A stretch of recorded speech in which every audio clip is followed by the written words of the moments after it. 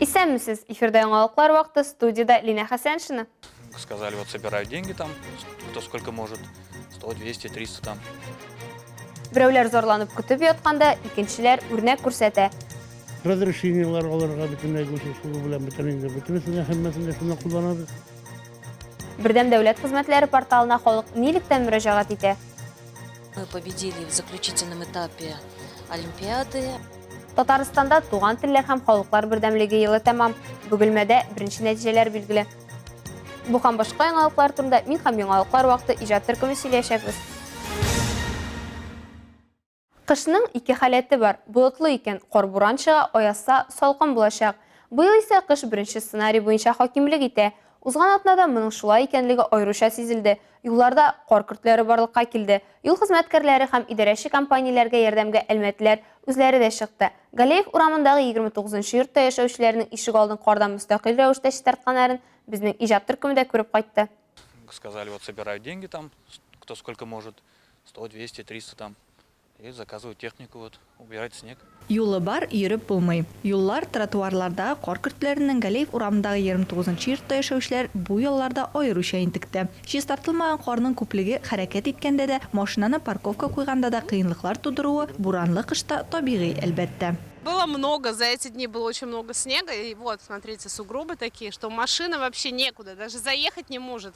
Колея, и все, машина крутит, зад кидает, поэтому вообще невозможно было, поэтому мы решили почистить двор. Тик биредә зарланып кына кемнәрнеңдер читтән килеп кар көрәгәнен көтәргә күнекмәгәннәр. Озак төшенкелеккә бирелми торган кешеләр проблеманы үз көчләре белән хәл итәргә тәкъдим итә. Калганнары моны хуплый. Нәтиҗәдә үз көрәкләре белән кар чистартып кына калмый, акча җыелып ишек алдындагы карны чыгару өчен төягеш яллыйлар. Чтобы не было такого, что невозможно заехать, место есть, а заехать невозможно, это вот, на самом деле очень неудобно бывает. Приходится ставить где-то далеко, и с детьми уже идти вот домой. Кайбер кешеләр бу ситуациядә бары уңай якынына күрәләр. Якын арада биредәге халык балалар өчен тау ясарга да ниятләп тора.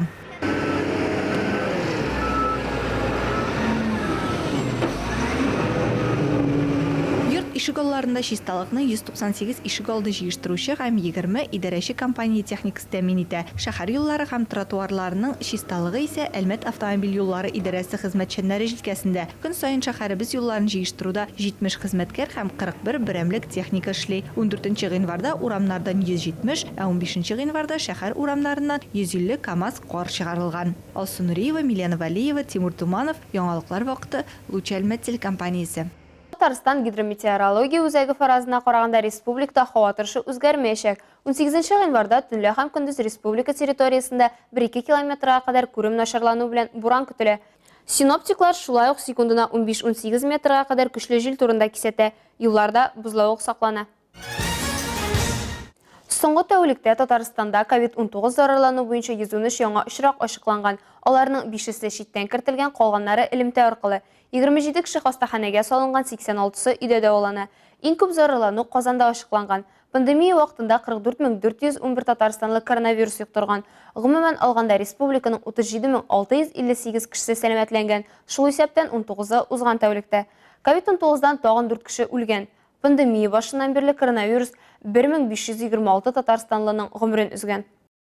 Башка темаларга 2021 елда татарстанлылар арасында иң популяр онлайн язылу дәүләт хезмәте табибка кабул итүгә язылу булган. Медицина белгечләренә 13 миллионнан артык язылу теркәлгән. Бу барлык аризаларның 96%-ын тәшкил итә. Әлмәтләрнең кайсы дәүләт хезмәтләре белән кулланган хәбәрчебез Алсу Әмирова белеп кайтты. 2021 елда дәүләт хезмәтләре порталында популяр хезмәтләр арасында балага айлык пособие белгиләү өчен гариза бирү. Барлыгы шундый 65408 гариза теркәлгән. Балалар бакчасы өчен ата-аналар түләвенең бер өлешен компенсацияләүне белгиләү хезмәте дә иң кирәклеләр исәбендә. Бу хезмәт өчен татарстанлылар 64970 тапкыр мөрәҗәгать иткән. Менә основной по МВД буенча инде основной бөтен ниләр шул МВД буенча күпчелек инде бөтен госуслуга. Булай төрле нәрсә. Мин менә охотник разрешениялар аларга бөтенләй госуслуга белән бөтенесенә һәммәсендә шуны кулланабыз. Обычно на всякие детские выплаты, допустим, удобно очень через Вот. Замена паспорта тоже уж это, ну не каждый раз, но удобно очень. Через госуслуги я в основном записана на прием к педиатру. Дәүләт хезмәтләре порталында һәр гражданинның үзенең ГИСИЯ, ягъни бердәм дәүләт аутентификация һәм идентификация системасы булырга тиеш. Россия хөкүмәте дәүләт хезмәтләре сайты аша популяр порталларда авторизация буенча эксперимент башлап җибәрде. Ул социаль челтәр яки игъланнар сайтына кергәндә бердәм ГИСИЯ күрсәткечләреннән файдаланудан гыйбарәт. Белгечләр аны уңышлы булуын раслый. Дәүләт хезмәтләре порталына күп функцияле үзәк аша да теркәлергә мөмкин. Бу ысул иң җайлысы. 2021 елны Әлмәт филиалында 26 меңнән артык кеше нәкъ шулай теркәлү узган. Моның өчен күп функцияле үзәккә алдан язылырга яки туры үзәккә килергә кирәк. 2021 елны Россия хөкүмәте дәүләт хезмәтләре порталында халыкның актив теркәлүе таҗлы вируска бәйле вазгыять нәтиҗәсендә QR-код системасы кертү белән бәйле. Күпчелек мөрәҗәгатьләр аутентификация һәм идентификация системасын раслау белән бәйле. Подтверждается учетная запись в день обращения в МФЦ.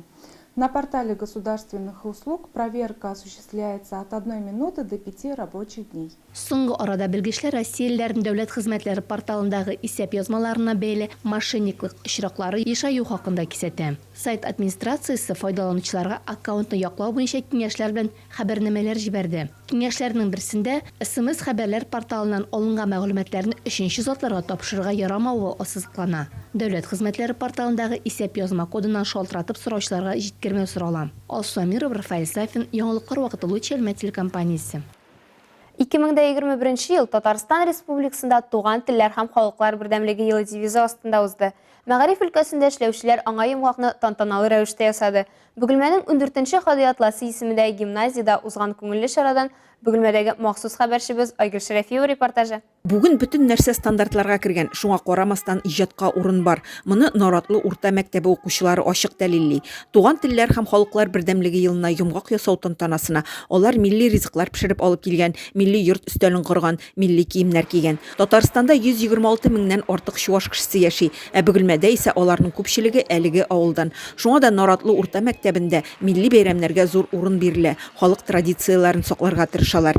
Дәрестән тыш чараларда да милли үзенчәлекләр турында сөйлим ди Марина Свежинкина. Аның укучылары чуаш теленнән узган олимпиадада җиңүчеләр рәтендә. Мы победили в заключительном этапе олимпиады по чувашскому языку и литературе. Получили диплом победителя. Татарстан Республикасында туган телләр һәм халыклар бердәмлеге елы чараларын гамәлгә ашыру кысаларында Бөгелмә районында милли белем бирү сыйфаты белән идарә итү буенча төрле чаралар, семинарлар узды. Мәктәпләрдә тәҗрибә уртаклашырдай башка уку учреждениеләренә үрнәк булырлык хезмәт шактый куелган. Телләрне үстерү һәм милләтләр дуслыгы юнәлешендә күп кенә эшләр башкарылган. Моны тантанага килгән ветераннар да бәяләде. Рәхмәт яусын, онытмыйча мине чакырганнары өчен. Ветеран булу инде ул безнең мәгариф системасында булай гына булмый. Аның өчен зур дәрәҗәләргә ирешергә кирәк. Зур күрсәткечләр, иң зур күрсәткечләр безнең инде республика олимпиадасына туган телдән әзерләү тора. Һәм җиңү алып кайтсаң, менә инде үзеңә дә шундый зур бүләкләр бирәләр.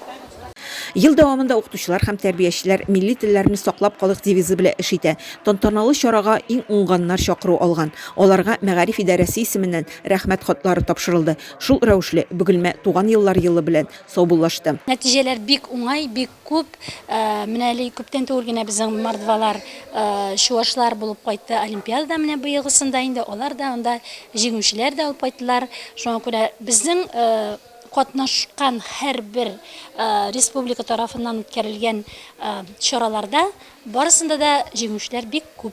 Айгөл Шәрәфиева, Максим Брюхачев, Әлмәт Луч телекомпаниясе, Яңалыклар вакыты.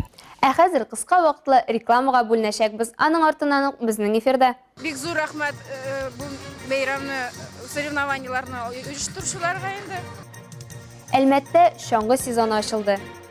А задача, чтобы наши мальчишки добились успехов как на борцовском ковре, так и в жизни. Калабызда грек-рим көрәше буенча республика беренчелеге узды. 11-нче мәртәбә аны үткәрәбез. Монда бик зур рәхмәт безнең авыл советы башлыкларына. Азнакай районында авыл яшьләре арасында кышкы спартакиадага старт бирелде. Реклама тиз узачак. Безнең белән калыгыз.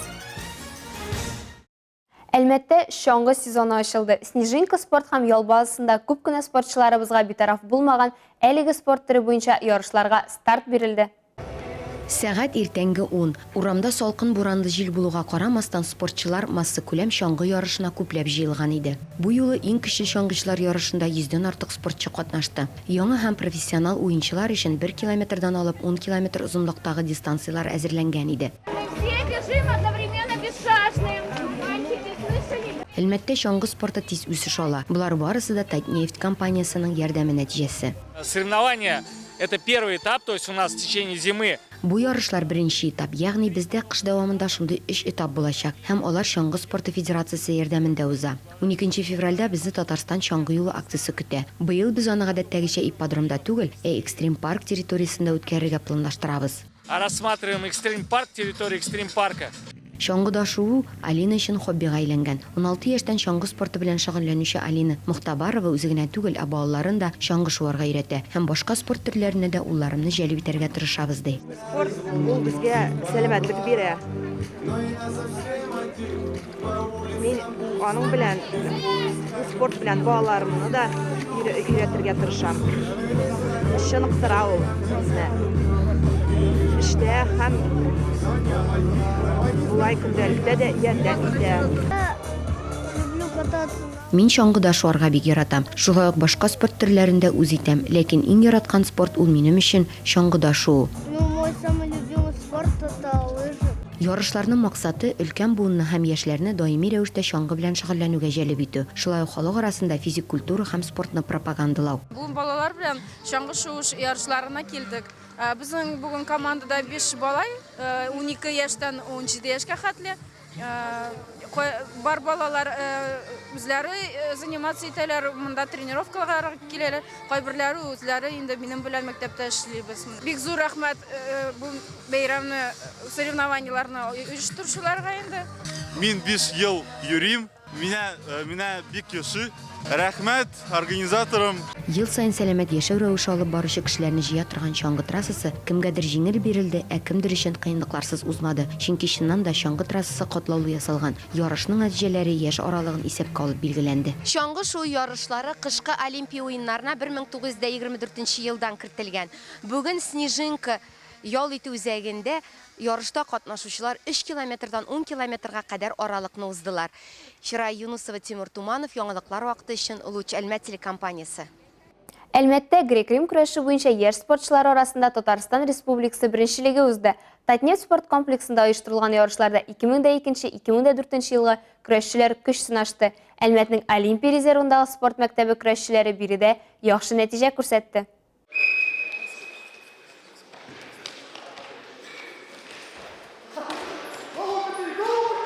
Әлмәтнең республика беренчелеген уздыру урыны итеп сайлануы очраклы түгел. Әлмәт оештыру буенча да, спортчыларның нәтиҗәләре буенча да башкаларга үрнәк. Бу хакта Татарстан Республикасы спорт көрәше федерациясе башкарма директоры Нәфис Миңнебаев ассызыклады. Безнең монда 20 районнан район вәкиле катнашып, 66 якын көрәшче.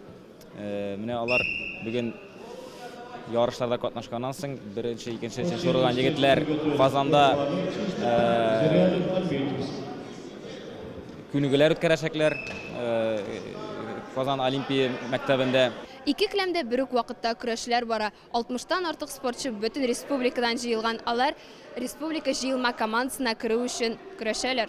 Катнашучылар арасында 19 яшьлек Хакимҗан Давронов та бар. 13 ел грек-рим көрәше белән шөгыльләнүче спортчы, Россия беренчелеге җиңүчесе, күп тапкыр Идел буе федераль округы җиңүчесе һәм призеры. Так как я выступаю регулярно на соревнованиях всероссийского уровня, Ил күләм ярышларда гел чыгыш ясыйм. Шуңа мондай ярышларда мин җиңәргә, алга таба үтәргә тиеш. Илек булган нәтиҗәләрне акларга, Россия беренчелеген җиңеп, Европа беренчелегендә катнашырга. И повторять свои былые результаты, выиграть первенство России и поехать на первенство Европы. Бүгелмәле Никита Бухаров ил күләм ярышта катнашырга планлаштыра гына. Беренче сыйныфтан грек-рим көрәше белән шөгыльләнүче егетнең дә нәтиҗәсе юк түгел. 10 ел эчендә спорт мастеры кандидаты булган. Соперники достойные, есть с кем побороться, соревнования хорошие, тем более, что ехать не так далеко. Көндәшләр дә ярышта шәп. Мин грек-рим көрәше буенча спорт мастеры кандидаты булдым. Идел буе федераль округында катнашып, аны раслап, спорт мастерын алуны планлаштырам. В федеральном округе, чтобы подтвердить его и двигаться уже дальше на мастера спорта. Туше Федерациясы президенты Николай Богданчиков сүзләренчә, бүгенге спортчыларның уңышында Татнефть компаниясының өлеше зур. Сейчас собрался и подбирается неплохой тренерский состав. Это те ребята, те тренера, которые отдают всю свою душу. Тренерлар җаннарын, вакытларын биреп эшли. Аларның максаты тәрбияләү генә түгел, мәхәббәт уяту. Спортка гына түгел, иң мөһиме тормышка мәхәббәт уяту. Тормышны яраткан кеше уңышка ирешә. Максатыбыз үсмерләребез көрәш көләмендә дә, тормышта да уңышка ирешә алу. Хезмәт белән барда килә икәнне җиткерәбез. В собственном ковре, так и в жизни. Әлмәтне Олимпия резервы спорт мәктәбе көрәшчеләре тәкъдим итте. Нәтиҗәдә бездә 4 алтын, 3 көмеш медаль калды. Җиңүчеләр һәм кубоклар алучылар Хакимҗан Давронов, Ильяс Зинуров, Адель Насибуллин һәм Илдан Төхбәтуллин. Көмеш медаль ияләре Тимур Гарипов, Риналь Салахетдинов һәм Самандар Мадумаров. Алар 30 гыйнвар 1 февраль аралыгында узачак Иделбуй федераль округы ярышларында катнашачак. Ознакай районда авыл яшьләре арасында кышкы спартакиада уздыру матур традицияга әйләнде. Быел район спортчылары Сарлы авылында җыелачак. Шул уңайдан кайбер спорт төрләре буенча сайлап алу туры үткәрелде. Узган елларда оештырылган спорт чаралары хакында Ознакайдан махсус хәбәрчебез Илмира Шәрифуллина. Авыл яшьләре спартакиадасында катнашучы яшьләр хоккей, көрәш, чаңгы, кул көрәше, гер күтәрү, бау тартышу, теннис һәм башка уеннарда көч сынашачак. Әлеге ярышларга әзерлек йөзеннән шәһәрнең Чатыртау арена спорт комплексында бадминтон һәм өстәл теннисы буенча сайлап алу турлары уздырылды. Спортчыларны район башлыгы Марсель Шайдуллин тәбрикләп, һәркемгә уңышлар теләде. 11-нче мәртәбә аны үткәрәбез. Монда бик зур рәхмәт үзебезнең авыл советы башлыкларына, депутатларга, җитәкчеләргә, менә бөтен командаларда килгән, гаилә белән килгәннәр, балалар белән килгәннәр. Шундый бүген спорт бәйрәме 23 февральдә инде үзебезнең Сарлы авылында финал үтәчәк. Хәзер инде адна сайын безнең төрле төр буенча шундый предварительный уеннар, отборочный уеннар булачак. Шулай ук район башлыгы шәһәрнең чаңгы базасында уздырылган ярышларны ачу тантанасында да катнашты. Әлеге кышкы спорт төрен үз итүчеләргә уңышлар теләп, ул районда спорт үсешенә тукталды. Ярышларда мәктәп укучылары һәм өлкәннәр катнашты. Алар үз яшьләренә карап 3 һәм 5 чакрым араларга узыштылар. Җиңүчеләргә мактау грамоталары һәм медальләр тапшырылды. Шунысын да искәртеп үтәбез. Шәһәрнең чаңгы базасында Ознакай һәм район предприятие оешма учреждениеләре арасында кышкы сезон ачылуга багышланган спорт бәйрәме инде яңа ел алдыннан булып узган иде. Илмира Шәрифуллина, Рөстәм Акбаров, Яңалыклар вакыты, Луч Әлмәт телекомпаниясе.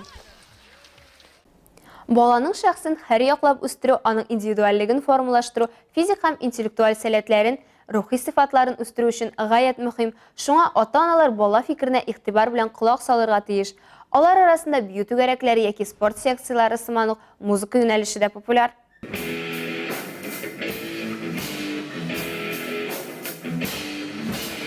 Әле берничә атна элек кенә бу кешеләр таякчыкларны кулдан ничек тотарга икәнен белми иде. Кайберәүләр хәтта аларның таланты да, ритм хиссе дә, ишетү дә юк дип санаганнар. Ә хәзер алар ышанычлы итеп җайланма артында утыра. Каждое занятие мы узнаем что-то новое. Һәр дәресне без ниндидер яңалык беләбез. Элек музыка шулай авыр кебек иде. Чынлыкта монда барысы да шулай җиңел бирелә. Укытучылар һәр нәрсәгә индивидуаль килә һәм әгәр нәрсәдә булса аңлашылмый икән, һәр чак булышалар. Һәр вакыт дәрестән тулы ләззәт белән чыгасың. Ходишь занятий, полное удовольствие. Светлана күптән түгел безнең шәһәргә күчкән һәм шунда ук җәеп драйв, күңел ачу һәм гаилә атмосферасы хөкем сөргән урын табуына бик шат. Барабандагы уенны ул улы белән бергә өйрәнә. Весело становится, сразу крутым чувством. Научились сегодня, по-разному бить в малый барабан. Научились накрест бить. Барабаннарда уйнарга өйрәтүнең тулы курсы ярты ел дәвам итә һәм 24 дәрестән тора. 16-сы төркем һәм 8-е шәхси дәресләр. Укыту иң беренче чиратта координация өстеннән эштән башлана. Барабан — это такой инструмент ритмический. Для всех людей первый ритмический инструмент — это стук сердца матери. То есть это самая основополагающая ритмическая структура, дающаяся человеку. И то есть любой человек может обучиться ритмике. Как и слуху, в принципе, тоже. Барабаннар гаять файдалы корал. Белгечләр билгеләп үткәнчә, барабанда уйнау сәламәтлеккә дә, рухи халәткә дә яхшы йогынты ясый. Ике кул белән уйнаганда без уң ягында, баш миенең сул ярымшарында эшкә җигәбез.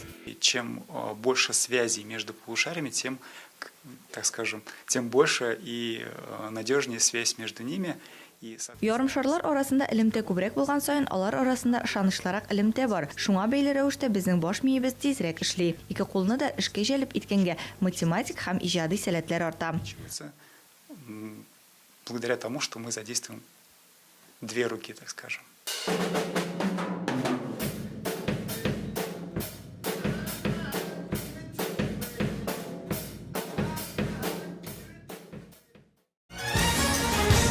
Бу сезгә җиткерәсе соңгы мәгълүматыбыз иде. Мин Лина Хәсәншина һәм монтаж операторы Олия Бәйрамалова сезнең белән сау булашабыз. Исән-имин булыйк.